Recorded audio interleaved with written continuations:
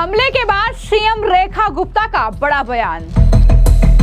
CM Rekha Gupta बोली, तूफानों से जूझना मेरी आदत, असुरी शक्ति से नहीं डरती। सर, मुझे तो तूफानों से जूझने की आदत है। किसी भी असुरी शक्ति से डरने वाली मैं नहीं हूँ। सीएम रेखा गुप्ता के कार्यक्रम में हंगामा काटने वाले प्रवीण शर्मा ने मांगी माफी।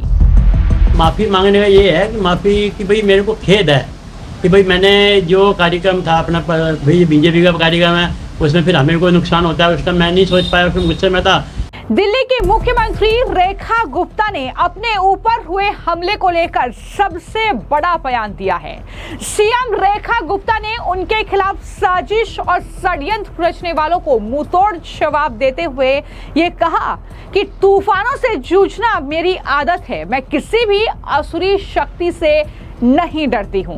ये सबसे बड़ा बयान सीएम रेखा गुप्ता ने दिया है। जिस तरह से हाल ही में जन सुनवाई के दौरान उनके आवास पर उन पर हमला हुआ था, उसके बाद उनका ये कहना कि तूफानों से जूझना मेरी आदत है, मैं किसी भी असुरी शक्ति से नहीं डरती हूं, ये दिखाता है कि उनका हौसला कितना बुलंद है। जिस हौसले को तोड़ने की कोशिश की गई, लेकिन अभी भी सीएम रेखा गुप्ता डटी हुई है और क्या कह रही हैं, जरा सुनिए। सर, मुझे तो तूफानों से जूझने की आदत है।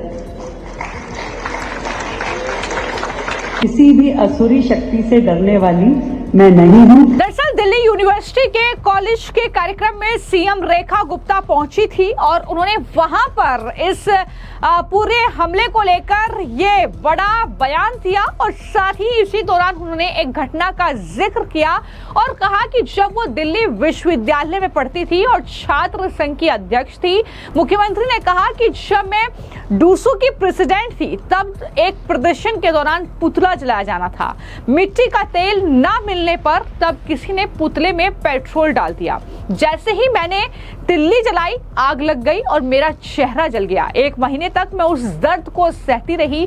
मैं यही मानती थी कि रुकना नहीं है, चलते रहना है। किस तरीके से डूसू के प्रेसिडेंट रहते हुए सीएम रेखा गुप्ता ने इतनी बड़ी ये जो घटना थी इसको बयां किया, जरा सुनिए। मैं जब डूसू प्रेसिडेंट थी तो हम लोग एक प्रदर्शन कर रहे थे, डेमोन्स्ट्रेशन कर रहे थे, तो मॉरिस नगर चौक पे हमने कुछ पुतले जलाए। अब मैं प्रेसिडेंट थी तो तिल्ली मुझे ही लगानी थी। तो क्या किया, किसी समझदार व्यक्ति ने ये भी पुतले फूकने हैं तो उसे मिट्टी का तेल तो मिला नहीं, केरोसिन ऑयल तो मिला नहीं, उसने पेट्रोल लग के डाल दिया और जैसे ही तिल्ली लगाई धूम करके आग उठी और पूरा मेरा चेहरा जल गया और लगभग 1-1.5 महीना पूरा मुझे उसको फेस करना पड़ा।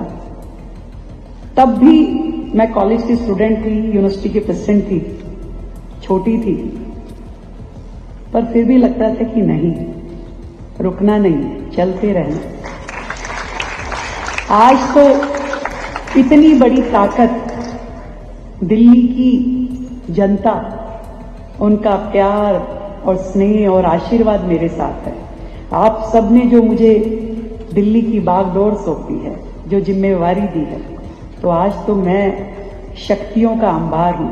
तो सीएम रेखा गुप्ता अब कार्यक्रम लगातार वहां पर जा रही हैं और कहीं ना कहीं जिसकी भी साजिश है, षड्यंत्र है सीएम रेखा गुप्ता के खिलाफ, उनको वो जवाब दे रही हैं। लेकिन सिर्फ उनकी जन सुनवाई जब वो कर रही थी तभी उन पर हमला नहीं हुआ, बल्कि इसके अलावा जब वो इस हमले के अगले दिन जो है गांधीनगर में जब वहां पर जनता को संबोधित करने के लिए पहुंची, एक कार्यक्रम का हिस्सा बनने के लिए पहुंची, तो वहां पर भी उनके कार्यक्रम में एक शख्स के जरिए हंगामा काटने की कोशिश की गई। जी हां, उस शख्स ने खुद को बीजेपी का कार्यकर्ता बताया। हालांकि सादी वर्दी में तैनात जो सुरक्षा बल थे, जो कि सीएम की सिक्योरिटी में वहां पर तैनात थे, उन्होंने तुरंत उस हंगामा करने वाले शख्स को पकड़ लिया और उसने अब माफी मांगी है। जी हां, गांधीनगर के रहने वाले हैं प्रवीण शर्मा, जिन्होंने अब माफी मांगी है अपने इस कृत्य को लेकर और कहा है कि दरअसल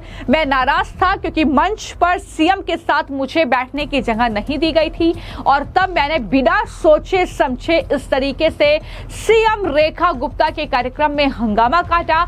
और उसके बाद प्रवीण शर्मा ने माफी मांगते हुए क्या कुछ कहा और क्या कुछ हुआ था उस दिन कार्यक्रम में, किस तरीके से पुलिस ने उसे डिटेन कर लिया और थाने लेकर गई, फिर उसके बाद क्या कुछ हुआ, पूरी जानकारी प्रवीण शर्मा की तरफ से दी गई है। जरा सुनिए उन्होंने क्या कहा। मैं प्रवीण शर्मा, पूर्व जिलाध्यक्ष भारतीय जनता युवा मोर्चा शाहदा जिला से। आगे ये लगाए थे कि देखो मैं सीनियर कार्यकर्ता हूँ, मुझे 40 साल हो गए पार्टी से जुड़े हुए और मैं पूर्व जिलाध्यक्ष हूँ युवा मोर्चा का शाहदा जिला का। कल मंच पे मेरे से लोग मंच पे शेयर कर रहे थे, मंच पे बैठे थे और मैं वहाँ पे था, पर मुझे मंच पे नहीं बुलाया गया। मैं इतना पुराना सीनियर कार्यकर्ता होने के नाते कम से मेरे को बुलाना चाहिए था। मैं भी चाहता था सीएम जी के साथ मेरी फ़ोटो खींचे, मेरा मन था, मगर उन्होंने मेरे को रिस्पॉन्स नहीं दिया, ना ही मुझे मंच पे बुलाया, ना मेरा नाम पुकारा। इस वजह से मेरे को गुस्सा आया और मैं अपना होश खो बैठा और मैंने जो नारेबाजी वहाँ कर दी। पर पार्टी के खिलाफ नहीं करी, पार्टी की मैंने भारतीय जनता पार्टी जिंदाबाद, रेखा गुप्ता जिंदाबाद, एक आधा नारा मैंने वैसे अदर एमएलए के खिलाफ थोड़ा सा लगा दिया। सर ने आपको डिटेन किया था, क्या पूछताछ की आपसे, क्या वजह थी, क्या पुलिस ने यही इसी वजह से डिटेन किया क्योंकि देखो ये अभी 2-3-4 दिन पहले ही सीएम जी के साथ हमारी रेखा गुप्ता जी के साथ बदतमीजी हुई है, तो उनको जेड सुरक्षा भी मिल गई है। तो उनकी सुरक्षा में लगे हुए लोगों ने जब मैं नारे लगाने लगा तो उनको लगा कि मैं कोई ऐसी घटना ना घट लूँ, जबकि हमारी सीएम है, मुझे मेरा ऐसा कोई वो नहीं था मन में कि उनको कोई नुकसान पहुँचाना। मैंने नारा लगाना था, अपना विरोध दर्ज करा था, वो मैंने किया और वो मुझे पकड़ गए, पर उनका तरीका गलत था मुझे पकड़ने का। मैं एक सीनियर कार्यकर्ता हूँ, जिला अध्यक्ष, मैंने उनसे भी कहा और मेरे को ऐसे पकड़ रहे थे जिस तरह किसी बदमाश को पकड़ते हैं। मैंने उनको कहा भी, आपने वीडियो में देखा होगा, मैंने उनको कहा मैं कोई चोर उठाई गिरा हूँ क्या, मैं जिला अध्यक्ष रहा हूँ, आप इसे बदतमीजी क्यों कर रहे हो, इसे कहते। और इस तरीके से करके मेरे को वो ले गए। फिर आगे जाके मुझे उन्होंने कहा ठीक है आप चलिए थाने चलिए। मैं चलो थाने चलो, मैं चल रहा हूँ थाने, ये बात हुई। क्या पार्टी की तरफ से कोई रिस्पॉन्स आया आपके लिए? हाँ, पार्टी की तरफ से आया। जब हमारे विधायक जी जबकि मैंने उनका प्रोग्राम में इस तरीके से मैंने जो मुझे नहीं करना चाहिए था, क्योंकि पार्टी का बड़ा प्रोग्राम था, मुझे अपनी कोई बात की गुस्सा था तो मुझे बाद में उनको नॉलेज में डालना चाहिए था, मगर मेरा को बर्दाश्त नहीं हुआ और मैंने गुस्से में वहाँ पे ये बातें करी। पर उसके बाद भी जब उन्हें पता चला कि प्रवीण शर्मा को लेके गए हैं, डिटेन किया है, तो उन्होंने तुरंत ही अपने हमारे पूर्व निगम पार्षद प्रकाश शर्मा जी और राम शर्मा जी, तो उनको मेरे को वहाँ थाने में उनको भेज दिया। अच्छा, मांगिए क्या वजह रही माफ़ी? ये माफ़ी मांगने का ये है कि माफ़ी कि भाई मेरे को खेद है कि भाई मैंने जो कार्यक्रम था अपना, भाई बीजेपी का कार्यक्रम है, उसमें फिर हमें कोई नुकसान होता है, उस टाइम मैं नहीं सोच पाया, फिर गुस्से में था तो नहीं मैंने इस चीज़ को तुम दिमाग में आया। अब उसके बाद करने के बाद दिमाग में आया यदि मुझे कोई बात करनी थी एमएलए से या अपने पार्षद से, तो मुझे अलग से बैठ के बंद कमरे में ये बात उनको नॉलेज में डालनी थी, ना कि मुझे वहाँ पे इस तरह से बोलना था। करना चाहते हैं मुझे पार्टी ने मेरे को बात है, कोई ऐसी बात नहीं, पार्टी के हम तन मन धन से साथ हैं।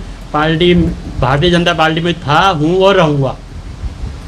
और मेरी उम्र इस टाइम 60 साल है और मैं पिछले 15 साल से बीजेपी से जुड़ा हूँ। उससे पहले मेरे पापा थे, वो आरएसएस में थे, और बीजेपी से 15 साल से जुड़ा हुआ हूँ और मुझे 40 साल हो गए पार्टी से जुड़े हुए और अलग अलग पदों पर मैं रहा हूँ।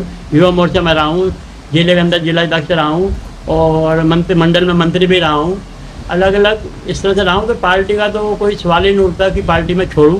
पार्टी तो मेरी जान है, आन है, बान है।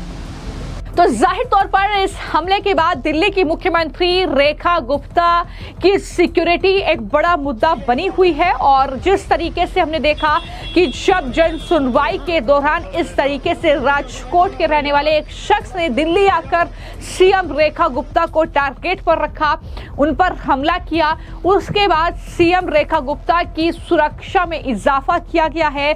जेड श्रेणी की वीआईपी सुरक्षा उन्हें मिली है सीआरपीएफ के, जो कमांडोज थे वो अब उनकी सुरक्षा में तैनात हैं। इसके अलावा दिल्ली के पुलिस कमिश्नर जो थे उन्हें हटाया गया, नए पुलिस कमिश्नर नियुक्त किए गए। तो ये बड़े बदलाव लगातार हम देख रहे हैं कि राजधानी दिल्ली में हुए हैं ताकि सीएम रेखा गुप्ता की सुरक्षा को सुनिश्चित किया जा सके। लेकिन अब जिस शख्स ने हंगामा काटा था वो खुद को बीजेपी का कार्यकर्ता बता रहा है, उसने माफी भी मांग ली है। लेकिन सीएम रेखा गुप्ता का हौसला नहीं डगमगाया है, उनका हौसला बुलंद है और वो साफ तौर पर ये कह रही हैं कि मैं नहीं डरती हूं इन असुरी शक्तियों से। ये बड़ी बात उनकी तरफ से कही गई है, यानी एक तरीके से साजिश रचने वालों को सीएम रेखा गुप्ता की तरफ से ये जवाब दिया गया है। फिलहाल आपकी इस पूरे मामले को लेकर क्या राय है हमें कमेंट बॉक्स में जरूर लिखें। धन्यवाद।